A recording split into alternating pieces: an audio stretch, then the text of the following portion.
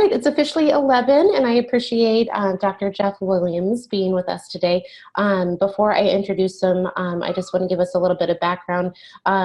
Briotech is actually a company in Woodinville, Washington that is literally down the street from us at the Sophia Health Institute. And Dr. Klinghardt was able to connect with Briotech, and we've been using this product in our treatment protocols, I think for about 6 months or so now. I'd have to look at the time frame, but we've been really impressed, and I'm really honored that they are able to give us some more scientific information for everyone today, so you can understand why we think it's a really important tool in our protocols. Dr. Jeff Williams has had a long career in academic microbiology and infectious diseases. He retired after 27 years from his position as Professor Emeritus of Microbiology and Molecular Genetics from Michigan State University to found a biotechnology startup, HaloSource Inc. in Seattle, Washington.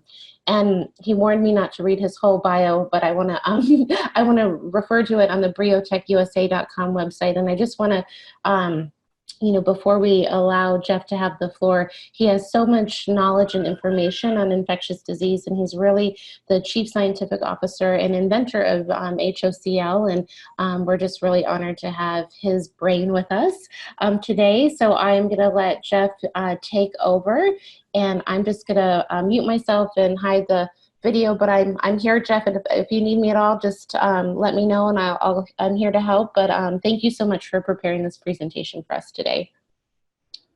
It's a pleasure, Christine.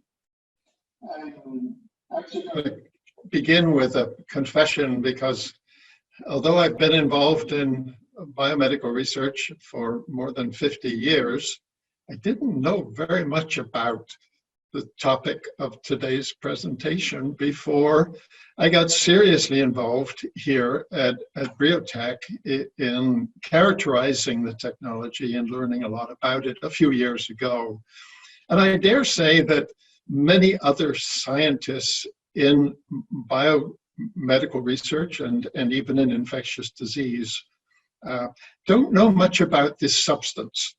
And those that do, I've come to find out, often have a very slippery grip on the facts of it. So today, at the end of the hour, I hope everyone has a firm enough grip to be able to make some informed decisions about the substance and the way that you might be able to use it to advantage and to benefit your daily life. I'm going to begin with an account of what I'm going to cover today. I'm going to tell you what this substance is, and I'm talking about hypochlorous acid, or I'm going to call it hypochlorous. Don't get too upset by that word acid, by the way. Hypochlorous acid is the chemical description of the substance. It's a very weak acid in the physiology of your body and your cell physiology, and quite unlike so many other acids that are a part of human life and physiology. Hypochlorous is not at all like the hydrochloric acid that you produce in your stomach. That's a strong acid. And it's not like the ascorbic acid, right? The vitamin C that's in all your cells, or citric acid, or amino acids for that matter. It just happens to have a structure that chemists would call an acid. But it's simpler for me to talk about it as hypochlorous or hypochlorous solution. So what is it? We're going to talk about how your body makes it, because you're making it all the time, and why you make it and where you make it. And it's a really important part of what I would call the first line of defense, the innate immune system that protects you against so many of the sort of insults that microbes bring to bear. The interesting thing, as you'll come to learn about hypochlorous, is that it's very much a kind of two-edged sword, bringing to bear infection control, but also triggering a response to the injury. And this is where the whole story of hypochlorous gets really interesting, and I think you'll appreciate it as you see the presentation develop. I'm going to give you some examples of that as we go through, general examples of how hypochlorous aids in the repair and restoration process, but finish with a few specifics about oral health and how hypochlorous fits in the management of oral health. And I imagine a lot of people who are listening today will be aware that it's becoming pretty obvious that oral health is a terrific indicator of systemic health, that it can be a source of serious systemic problems, and therefore attention to oral health, improvement in oral health, can be a key to a healthy life. And we'll talk about how to use it for that purpose in oral health care. I'm going to begin with an example of maybe an example that it comes across and makes clear how important HOCl. Those are white blood cells, human white blood cells, and the green spheres are staphylococcus. And right there in the circle, that phagocyte, that white blood cell, has just gobbled up a staphylococcus and made it disappear. And it does it by making hypochlorous. You see, it's gobbled up another one there. This is a fundamental feature of phagocytosis, which I think most people are aware. Your white blood cells gobble up pathogens like staphylococcus. And when they do that, they rely on HOCl to provide for defense. What's happening in that phagocyte is actually depicted in the cartoon here. Up in the upper left there is a macrophage. That's a tissue-resident phagocyte. But all of these phagocytes use the same mechanism. They take up a bacterium, they prep it with some internal markers that we don't need to get into today, and then they prepare, and you can see the yellow spheres that I've circled there. They make on demand hypochlorous, and they pump it into that little phagosome, that little vesicle that they've prepared, and that's when the HOCl goes to work. So all the body's phagocytes work this way.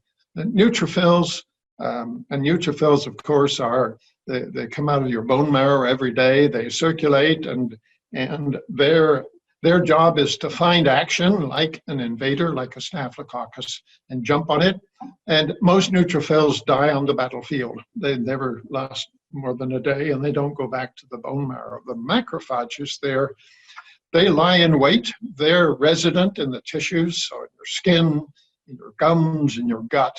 Macrophage phagocytes are sitting there waiting for trouble. And in the brain, you have another sort of subset of phagocytes that are there to deal with infection and pathological events in the brain. So all of them use the same mechanism. They all rely on production of hypochlorous to get the first job done. And the first job is to control infection. This has been a mechanism that's come to light over the last several decades, I would say. The discovery that hypochlorous is actually at the core of innate defense. And a few years ago, Science, and that's a very prestigious journal, put on the front cover a picture of something that also had been recently discovered, and that is that your white blood cells, your neutrophils, they not only make hypochlorous and pump it into that phagosome, they also shoot it out. So when they detect, and in that picture you can see when they detect staphylococcus, those are bacteria, they shoot out a mesh that now is recognized as what's called a neutrophil extracellular trap, or a net. And in that net is hypochlorous, again, aiming to disable and inactivate the bacterial invader. This probably looks a bit scary. I'm going to try to teach you biochemistry. It's what all the biochemists have figured out about hypochlorous. but it's a description of the in vivo events that are going on in that neutrophil or in that macrophage. And although they're all complicated pieces of chemistry, they all lead to HOCl. All roads lead to HOCl. In the cell, this is all accomplished using enzymes. And those enzymes take chloride ions, which are inside the cell, and turn them into a very active molecule, hypochlorous. And that's an energy-dependent step. So when your cell attacks the staphylococcus, it actually does what the biochemists call a respiratory burst. It takes a deep breath of oxygen, and you can see oxygen being consumed in this little chart of chemicals. So it's an energy-dependent step. It's enzyme-driven. It happens in milliseconds.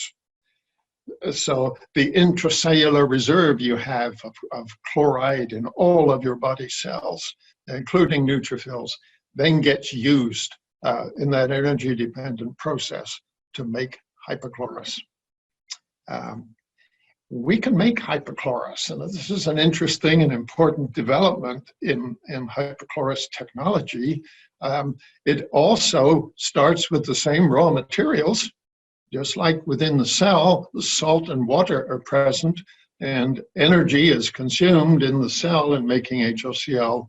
We can accomplish this in a manufacturing mode by using electrical energy. This is essentially an oxidation process. We're creating an oxidizing product at the end by passing electrical energy through saline. And that's not a process that's novel. The electrolysis was discovered and exploited back in the 19th century, but controlling it in a way that can deliver a product that mimics totally the in vivo product, that's been a difficult thing to accomplish. So on the bottom there, you can see in that little cartoon, we're taking water, salt, and electrical energy and making HOCl. That's a reversible reaction. When that molecule attacks a staphylococcus, the end product is salt and water, and as you'll see, damage to the staphylococcus. That's the way this technology functions. It attacks by modifying or degrading without discrimination. It spares nothing. Proteins, DNA, or RNA, it attacks them fast, it modifies them, and it does it very much more efficiently than any other chemical agent, and that includes bleach, several hundred times more efficient than bleach. All germ types, bacteria, viruses, protozoa, everything yields to an attack from hypochlorous. So it really is evident now that this is the first line of natural defense. And that's true for so many forms of life. All mammals, virtually all animals. And I found out recently that even fruit flies depend on hypochlorous acid production in their phagocytes in their guts to react to bacterial infection. Why hasn't this been more readily known and recognized? Well, for a lot of technical reasons. We've known for a long time that bleach, which is a very, very crude form and rather toxic form of hypochlorous, is powerful. It's an anti-infective. It's been known as a disinfectant for 100 years, but HOCl is in fact not very stable when it's made in that crude form. And that has impeded the use of hypochlorous in its broad applications in medicine and healthcare. And the breakthrough that we've been involved in here in Briotech in Woodinville is developing over a number of years, by the way, technology that permits producing something that mimics and duplicates absolutely the product of that enzymic reaction in your phagocytes. And now we have a pure and a stable product, as you'll see, that can bring a lot of benefits to health care. So we're making, in effect, a natural product. We're duplicating the purity and the power of a molecule that is the first line of defense of your innate immune system. We're using the same materials, salt and water, and the purer the better, pure salt, pure water, and electrical energy. And it turns out that purity is a key. Your neutrophils make pure HOCl. They don't make a mixture of different kinds of aqueous chlorine. They make pure HOCl. And the key here to the technology has been controlling that electrical process to, in effect, recreate the white blood cell product. And nothing more, nothing less. No other chlorine type or other contaminants. And this is a technology breakthrough, and it's one that I think opens up all kinds of opportunities for improving infection control and healthcare in general. That purity is the key to stability. So now you've got something that mimics the human natural product that is stable. It can be put in a bottle. It can be applied. HOCl is a very simple molecule. And it modifies everything around it. And it does it in a very non-discriminating way. It actually spares nothing. It can modify proteins, it can modify nucleic acids, lipids, and it does it very fast. I mentioned that in the cell, it's made in milliseconds to attack a staphylococcus. And this attack is non-specific. You can attack bacteria, viruses, protozoa, fungus, yeasts, and it is the first line of our natural defense system. And that's true for many forms of life, all the way down to fruit flies, which I recently discovered. There are even some plants that depend on hypochlorous acid to defend against germs that affect plants. The reason behind the lag, if you like, between the knowledge of the power and the usefulness in healthcare is simply that it's been hard to make in a stable form. And that has held back the contribution that hypochlorous can make in many aspects of medicine and healthcare. And that's the breakthrough that has happened in the last few years, because now we can make it. We can make it pure. We can make it stable, in fact, for years, and in a potent product form that mimics exactly what your body makes.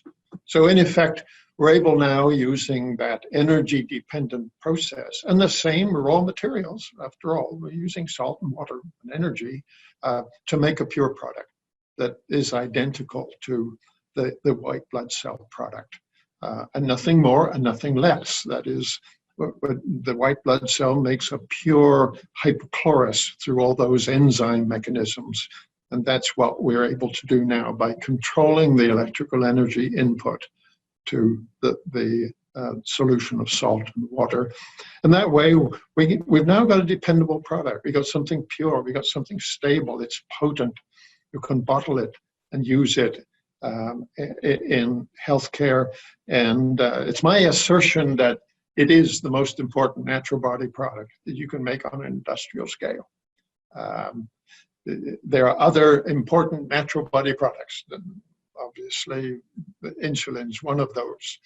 But you can't make insulin, even though it's vitally important for so many people. You can't make it on an industrial scale. We can make tons of hypochlorous and do a lot of good with it, as you'll see.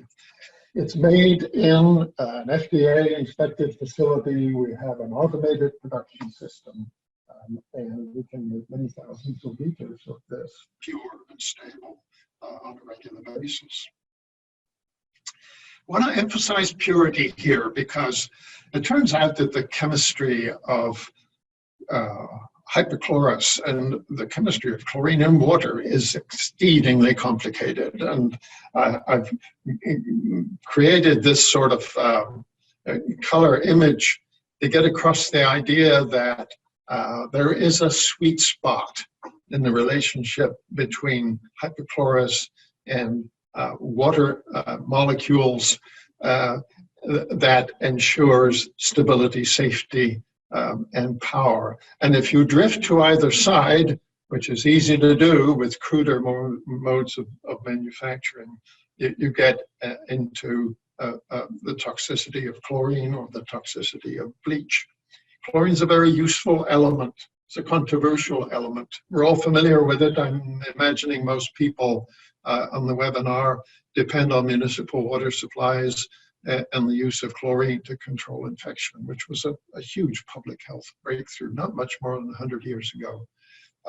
I think now a serious breakthrough in this chemistry is to be able to make HOCl in that pure, stable, and safe form. And in the lower right-hand corner, Dr. Eric Rasmussen, who's our chief medical officer, a surgeon, and a long career in infection control and hospital administration, is standing in front of a fogger that's putting out a mist of hypochlorous, in this case, to disinfect a building. And it gives you an idea just how safe the product is. He's breathing deeply and not being adversely affected at all by that.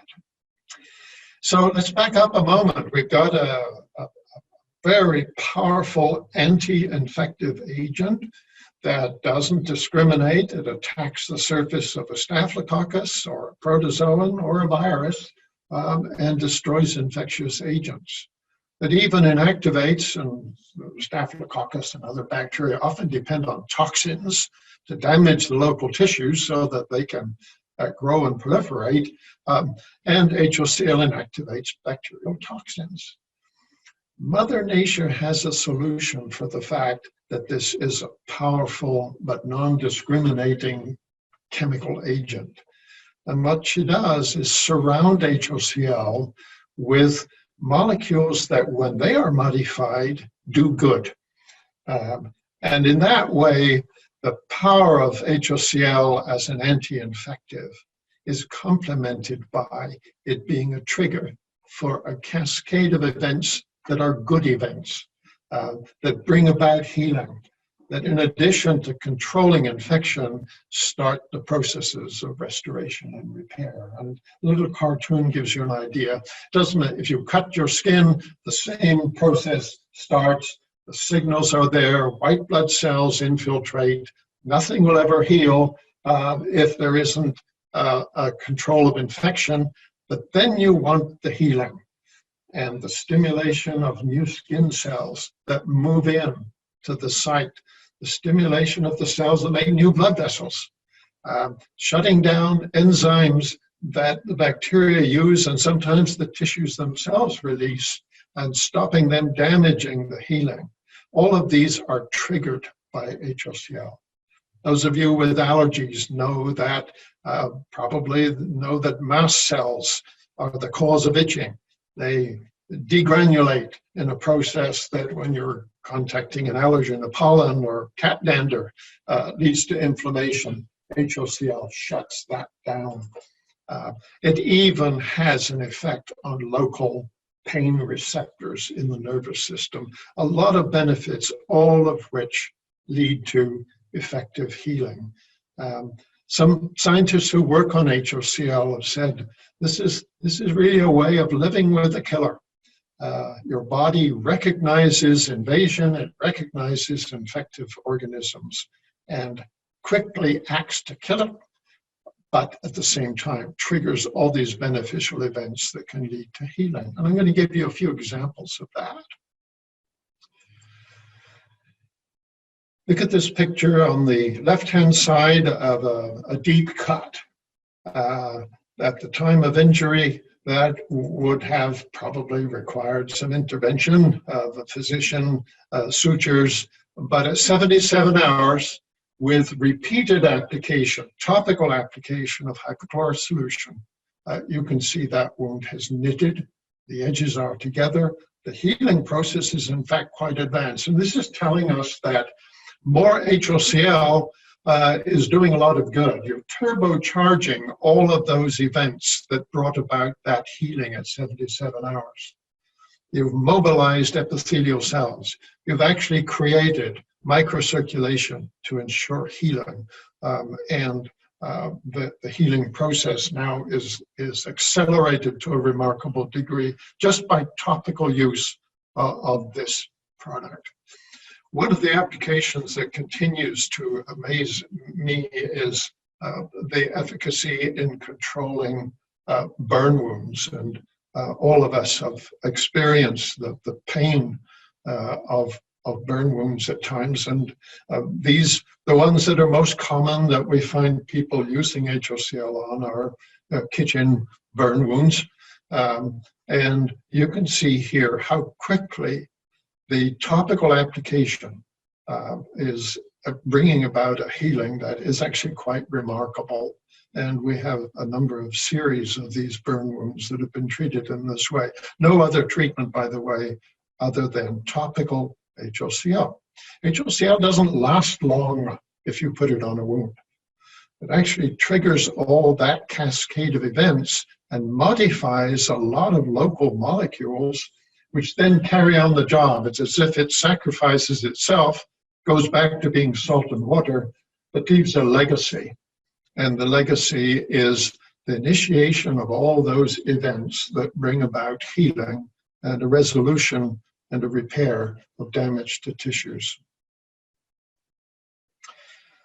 This is a friend of the company, in fact, someone that was a friend of the family who had an accident, a keen cyclist, and ended up going over the handlebars and landing on his face. And again, because he knew about HOCl, relied on it to clean the wounds and to contribute to repair. And again, I think if you look at what's that, about a week and a half, at day 11, you're seeing some remarkable healing, which has been accelerated. And obviously the potential for infection has been eliminated, and we've got a very healthy recovery. We've got plenty of other examples of lesions of various types, but I want to finish up with a focus on an area that is probably particularly interesting to people who've logged in here, and that is oral healthcare. Because in recent years, there's really been a kind of an explosion of information about the links between oral health care and general health care. Little cartoon on the left is showing what is increasingly apparent as a very, very common condition in aging people in particular, and that is periodontal disease. Infection flourishing in the face of unhealthy gums leads to an erosion of the bone around teeth, and ultimately a loosening of the tooth and a damage to the bone that is called periodontal disease. It all begins with bacterial deposits on the tooth, and this progresses through that calculus formation, and ultimately even more bacteria join the party and begin to erode the tooth and the bone around. This has obviously been around a long time, and many people have periodontal disease. I think the discovery of recent years is that this can seed important infectious processes throughout the body. And there are links now that are pretty compelling between serious periodontal disease and heart disease. The same bacteria that invade that peri-tooth region actually can end up in blood vessels, can end up in lungs. Very often we're finding now that aging people who develop pneumonia, the bacteria that are causing the pneumonia actually came from periodontal pockets. So this is a realization that's causing people to take an interest in how do we control periodontal disease when it's giving rise to serious medical conditions elsewhere in the body. And it's become a priority, obviously, for preventive medicine. The links between periodontal disease now and other diseases are actually very well established, although the breadth of the implications of periodontal are still being discovered. We've got links now between periodontal disease and diabetes. We've got links with atherosclerosis and cardiovascular disease. We've got links with Alzheimer's disease, and this is fairly recent look in April 2019, a publication showing that bacteria in the gums actually are implicated in the pathology of Alzheimer's disease.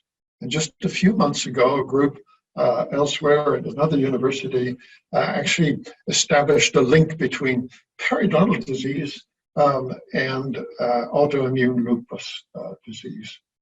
So it's pretty apparent that gum health and the avoidance of gingival infections and periodontal infections are key to the health of particularly the aging population. And we think that there's a very important place for HOCl in contributing to that preventive medical program of enhancing oral health. There are tools out there that have been used for oral health. And there's a kind of a gold standard for oral rinsing to try and improve gum health. Chlorhexidine, that's an old synthetic drug, probably dates from about the middle of the last century. It hasn't been changed since then. Got a lot of downsides, but in the absence of any alternatives, it's become the kind of standard of care for trying to deal with gum health and periodontal disease. But you can see the downsides on the left-hand side there. It's a kind of nasty tasting solution. It stains teeth, but most importantly, it doesn't contribute to healing, and in fact interferes with gum healing. And there's some good evidence for this now. And in the last couple of years, it's even become apparent that this old antimicrobial agent is a promoter of antibiotic resistance, and some people even develop allergic reactions to it. The power of HOCl can be brought to bear on gingival health. And you can see on the right-hand side what we see as the benefits that can bring to bear on gingivitis, for example, on periodontal disease. You've got an antibacterial effect. You've got a natural product that's at the basis of this. It's a healing enhancer and has none of the staining or the residual effects or the promotion of allergies or resistance. So a nice fit here between the power of a product that has the simplicity and yet the efficacy of HOCl, and the fit with some contemporary needs to deal with oral disease. This is a complicated slide, but it's just if you look at the little pie charts, they're indicators of health benefits that have come about in clinical trials where people have looked at active chlorine solutions and using them as an oral rinse, and getting across the idea in the charts that there was a measurable benefit that you could see in terms of less plaque, measurable effects on gingivitis, and these clinical trials are all published in peer-reviewed journals, so they are very well vetted pieces of evidence that active chlorine, and the American Dental Association concluded that this was attributable to hypochlorous acid, that's what's bringing about the change. So here at Biotech, we have pioneered in developing stable solutions of hypochlorous. And they can be modified. There can be some formulation that makes them a fit for different kinds of applications, topically, on skin, on mucous membranes, and in this case, what we're calling a superoxidized saline, a hypochlorous, that is tailored to use orally as an oral rinse. This is a solution with a slightly salty taste. It's got a tinge of perhaps a little bit of background of hypochlorous, but it doesn't taste anything like chlorhexidine, and a routine of using it either in a rinse, or in some cases even dentists are adopting it as a topical use during procedures, brings about an awful lot of the benefits that are attributable to HOCl. We've done some studies locally here, and this has all involved the cooperation of practicing dentists in this region.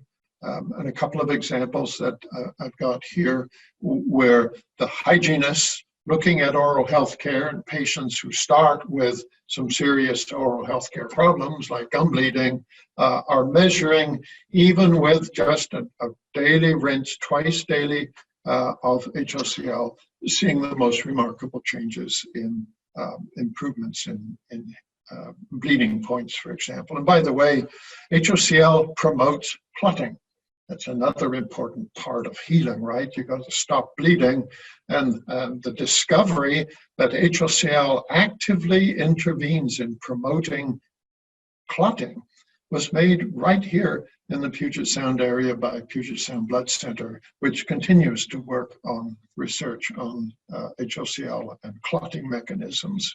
And on the right-hand side, a measure of plaque scores, where the areas of tooth, the total tooth population covered with plaque starts to decline. In this case, simply a once-a-day rinse with HOCl. We've been, as Christine pointed out, we've been working with the Institute locally for about a half a year, and a lot of exploration going on and the ways that HOCl can be adopted and used, not only in oral health care, but that's a particularly appropriate fit that can bring about some quick benefits from its use. So in summary, we've got now the opportunity to take advantage of a remarkable amplifier of normal body defense and repair. A nice fit for topical use as an oral rinse for periodontal disease and gingivitis, and a lot of people benefiting from that. But because of that powerful antibacterial, antiviral effect, anti-yeast effect, there are a lot of applications, and those extend to using an oral rinse for sore throat or for tongue lesions, for canker sores, a topical spray or a gargle even for respiratory viruses, and of course topical use for any circumstance where the skin or mucous membrane has suffered an insult or an infection. And that goes all the way from sunburn to the kind of cuts that were illustrated in that cartoon. So we are pleased to be a part of this progress, and we see an awful lot of good that can come about from adoption of something that has a very unusual mixture of power and efficacy at the same time as a remarkable safety. And that safety goes all the way to being able to apply it to lesions on skin, eyes, and respiratory system. I want to finish on another high note, and it's one that has got us quite excited, because we've started to look with collaborators at a number of health institutions and research institutions at the scope of the efficacy of HOCl.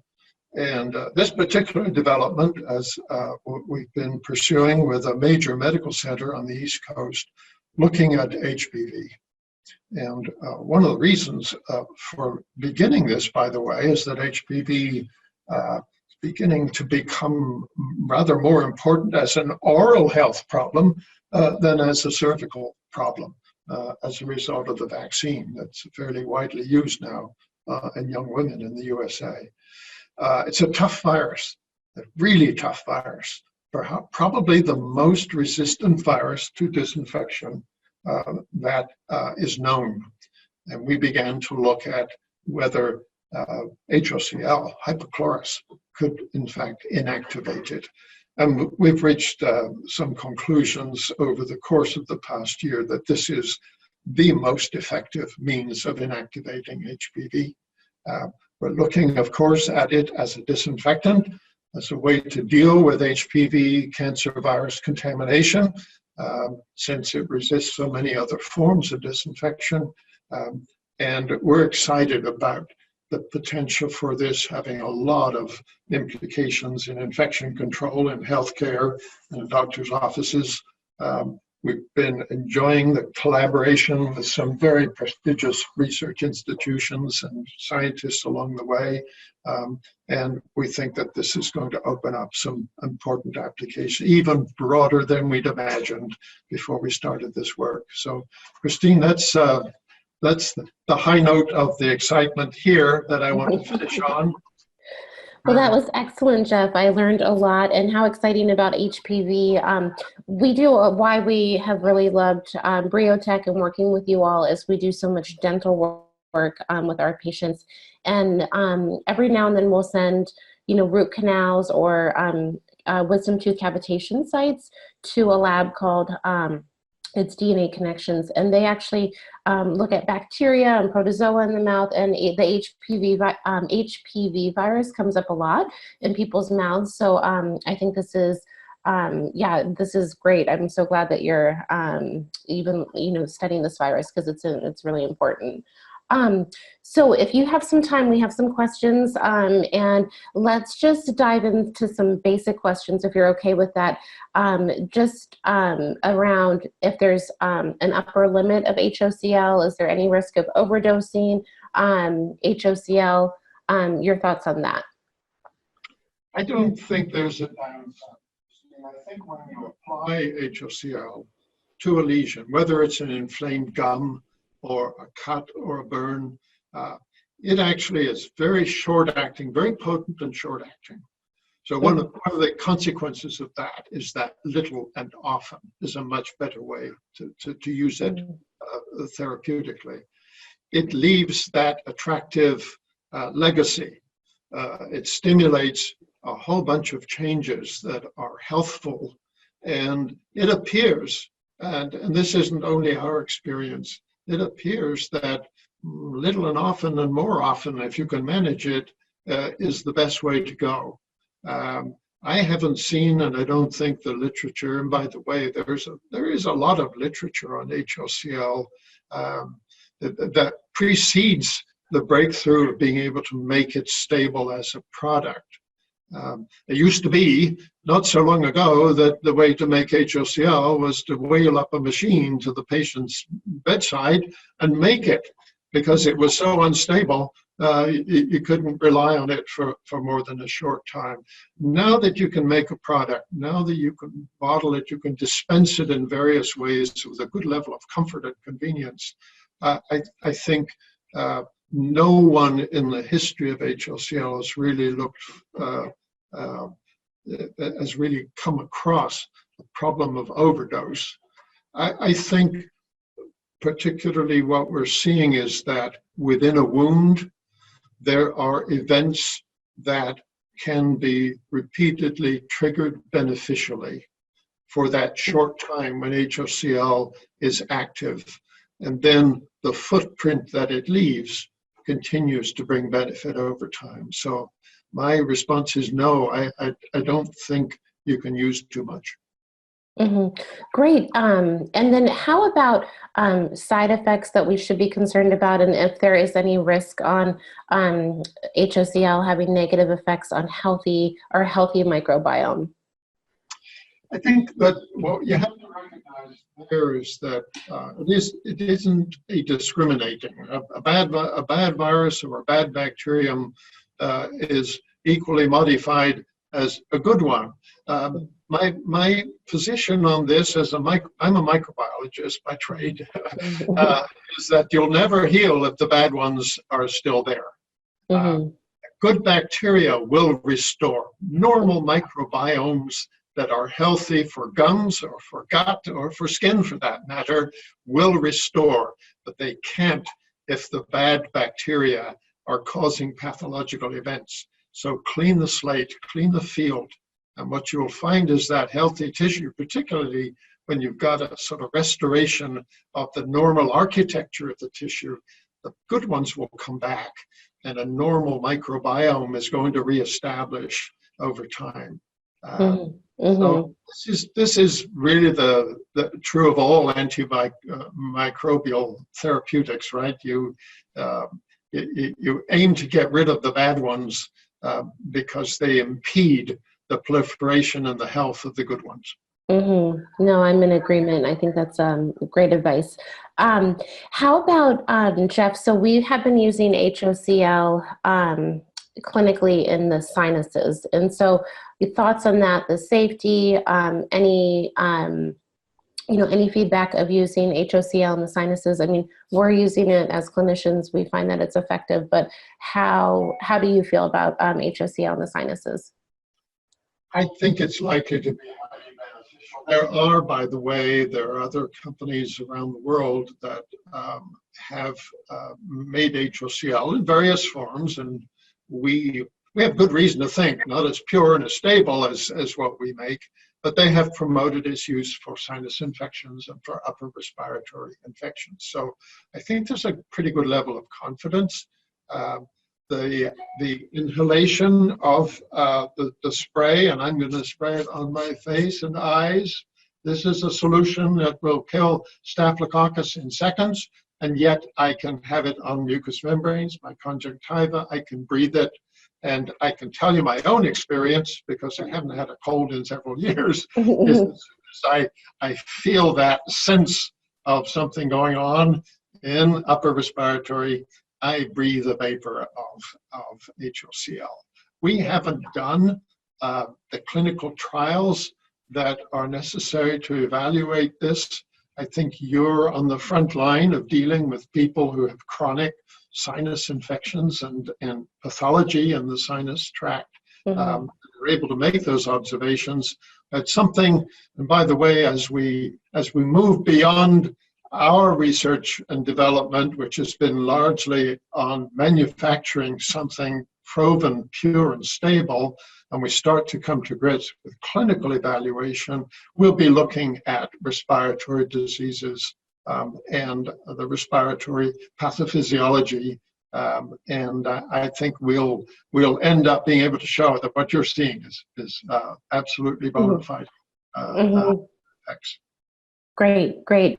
And then that turns us into kind of environmental uses of HOCl. Dr. Klinghardt, has shared with our community potentially diffusing HOCl in our environment and helping with indoor air quality and potentially decreasing mold spores. A lot of our patients are extremely mold sensitive and can get quite ill from mold exposure. And mold is such a big thing to deal with, especially it requires remediating the home and so forth. And so do you feel like this is a tool to use in our environment to help improve indoor air quality and to decrease mold potentially in our air? I certainly do. HOCl has very powerful antifungal properties. And in fact, crude forms of it are quite commonly used in horticulture to stop molds on plants. But HOCl will attack black molds that grow in households and crevices on drywall that's damp and so on. And I think there's an important place for it here. As an environmental sanitizer, when you think about so many of the other chemicals that people use for disinfection that are effective but quite toxic, you don't want to breathe them, you don't want them on your skin. But at the same time as that mist of droplets of HOCl will attack black mold, you can breathe it. It's also, by the way, and I hadn't mentioned this, but when you start to look at the chemistry of HOCl, it does attack allergens. And there's a lot of good science behind demonstrating that the kinds of allergens that are responsible in a household in particular are degraded by HOCl. We're in the process of looking at the full scope of microbes in the environment that can be affected by HOCl, and that includes, by the way, work going on the inactivation of the Ebola virus in Wow. Can you hear me okay? Yes, I do. Okay, great. Just going back to basics again, people are asking if HOCl is safe to ingest and drink. We've talked about topical, oral rinses, sinuses. We are using it clinically as a drinking solution, but your comments on that? Yeah, I think that, again, that when you ingest it, just like when it goes on a topical site that's pathologically affected, it's got a short lifespan. Mm-hmm. That doesn't mean that it's a lifespan that's irrelevant to ingestion. Mm-hmm. And I think, again, anecdotal, we haven't done the clinical trials, but there are people who've had chronic gastric disorders, for example, and have adopted a routine of oral HOCl and experienced very rapid changes and benefits. So I think HOCl has a place. I think, again, clinical observation and experience that people like yourself accumulate substantiates this.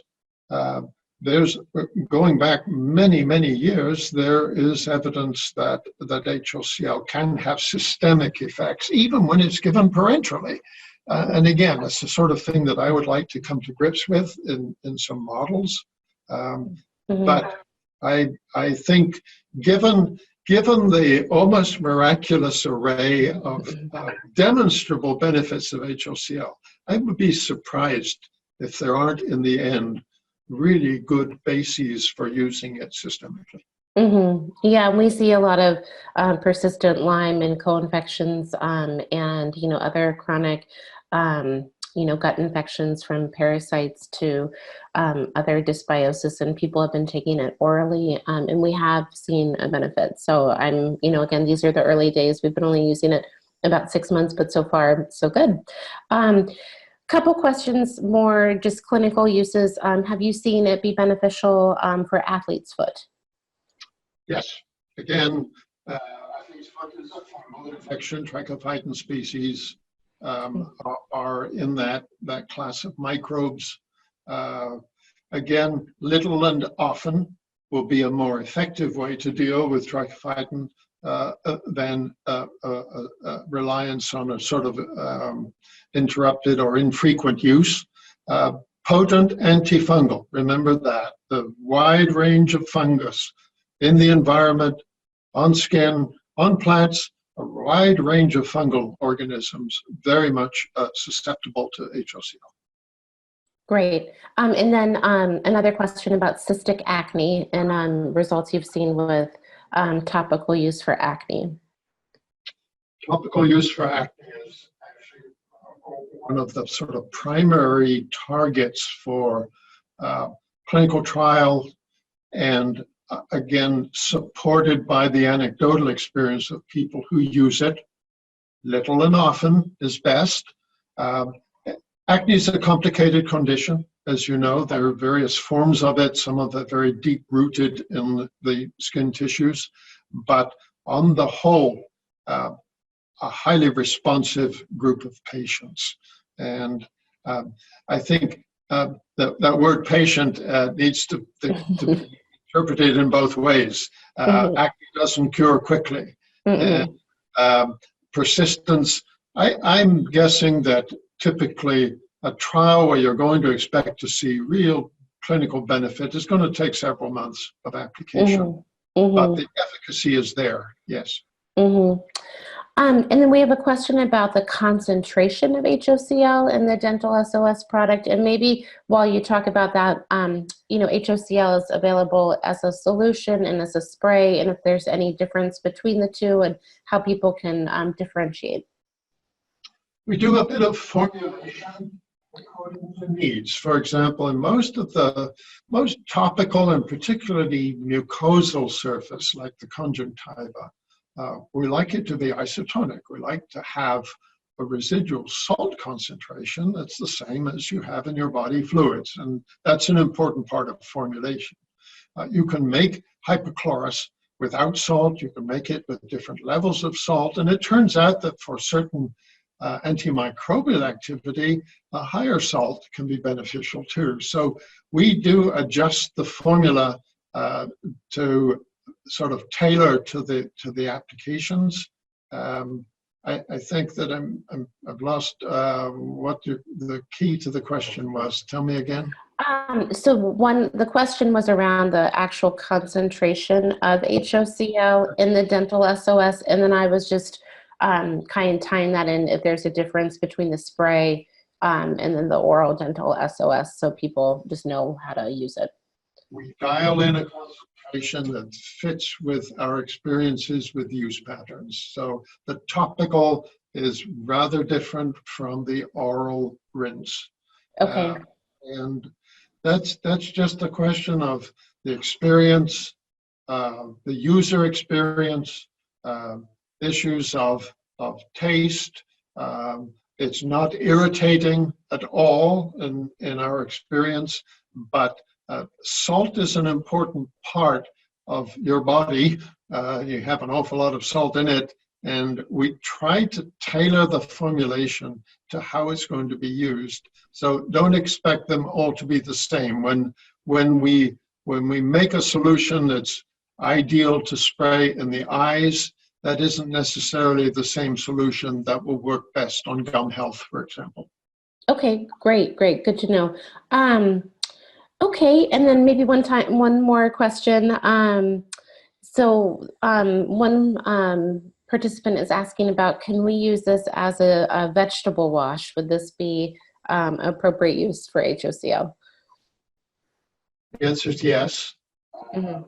There are ways, actually there's some regulatory approvals for use of HOCl as a wash.